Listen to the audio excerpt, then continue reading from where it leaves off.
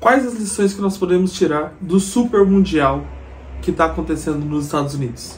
Esse é o MCC Vasco. Se você gosta do canal, considere deixar seu like, se inscrever e deixe seu comentário sobre essa análise que eu tirei da minha cachola, totalmente da minha cachola, aí depois no final do vídeo, beleza? Vamos pra vinheta.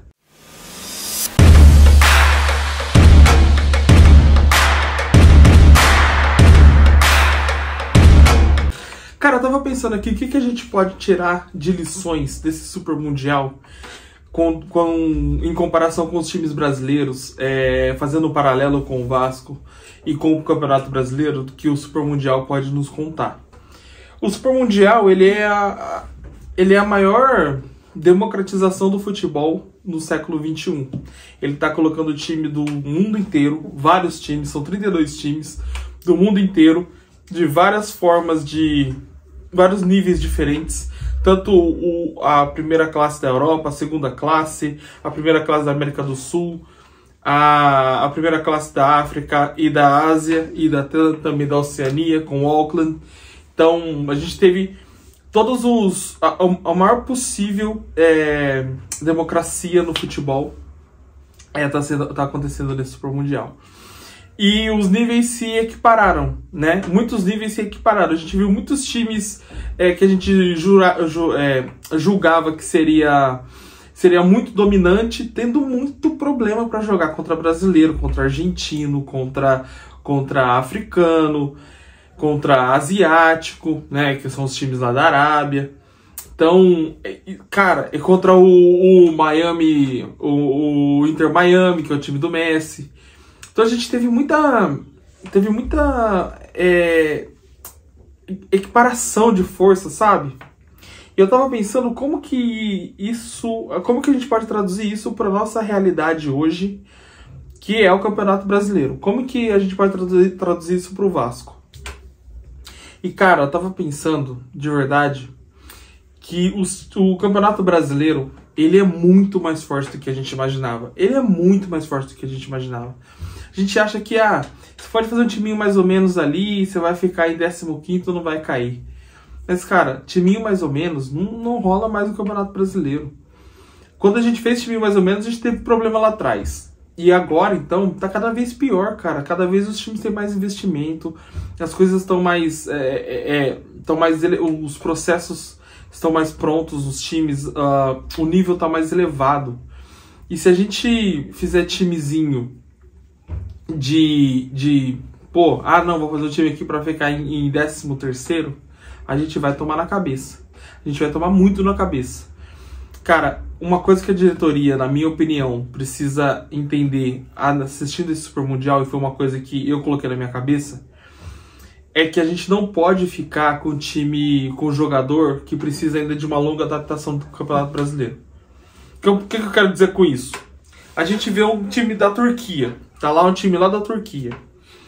O cara tá jogando na Turquia, tal, lá ele joga bem, ele tem os momentos dele, faz 3 gols no campeonato, mas ele é 1 ponto, dá 4 assistências, em 20 jogos, pô, o cara tá bem. O cara, né, vai vir aqui pro Vasco, vai conseguir desempenhar e tal, e ele não desempenha. Ele tem problema, ele tem um lampejo ou outro de alguma coisa, mas não desempenha bem. A gente pega um jogador em Portugal, a gente acha assim, pô, o cara tá lá, é titular do time dele, apesar de ser um time pequeno de Portugal, é uma liga que ele joga contra Porto, Benfica, Sporting, ele pode chegar aqui e pode desempenhar. Não desempenha.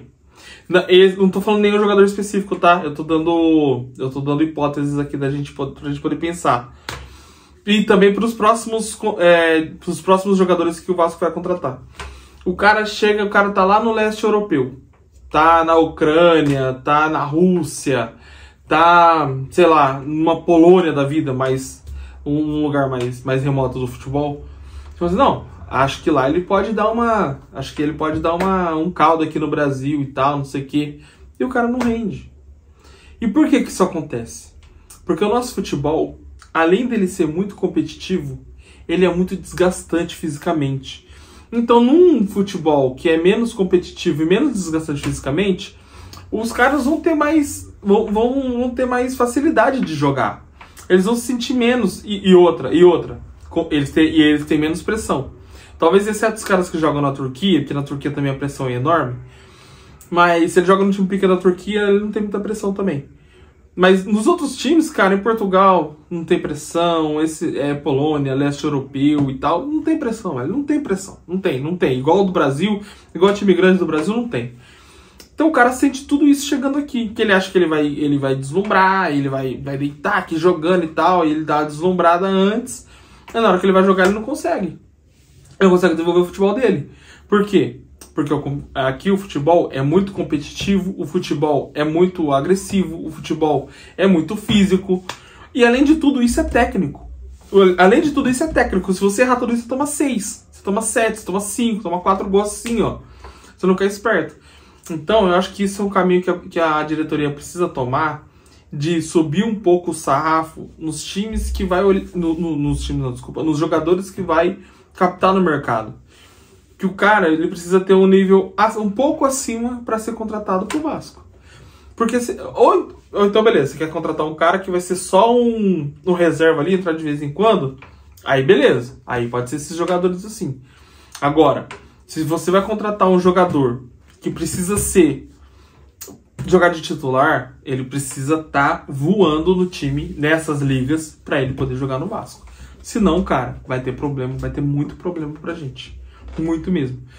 Eu tinha essa ideia, mais ou menos, em relação aos times aos jogadores do Chile, do Paraguai, do Uruguai e até da Argentina. Apesar de a gente ter contratado bons jogadores da Argentina, inclusive o gênio do futebol, o gênio do ataque do Brasileirão, que é o Verratti, os outros jogadores podem chegar aqui e ter problema. Por exemplo, o Carlitos Palácio, que tá lá jogando Mundial pelo Boca hoje. Cara, ele veio pro Vasco como uma joia, como se fosse o cara que ia resolver todos os problemas. Não conseguiu jogar. Tem muito talento, um passe refinado, chutava bem e tal, não sei o quê, mas não conseguiu pegar a intensidade do futebol brasileiro. Ele foi pro Colo-Colo, ele deitou no Colo-Colo, ele virou o melhor do time, o Boca quis comprar ele. Isso por quê? Porque a liga é bem mais fraca que o Campeonato Brasileiro. Eu acho que a gente estava tendo uma subvalorização do Campeonato Brasileiro antes do Mundial, que isso precisa mudar pra gente. Principalmente na hora de avaliar os jogadores a serem contratados. Porque a nossa liga, ela é muito mais pesada, é muito mais forte do que as outras. É muita coisa, cara, é muita coisa. Das outras, que eu falo da nossa região, né? É muita coisa, cara, muita coisa. Não tem...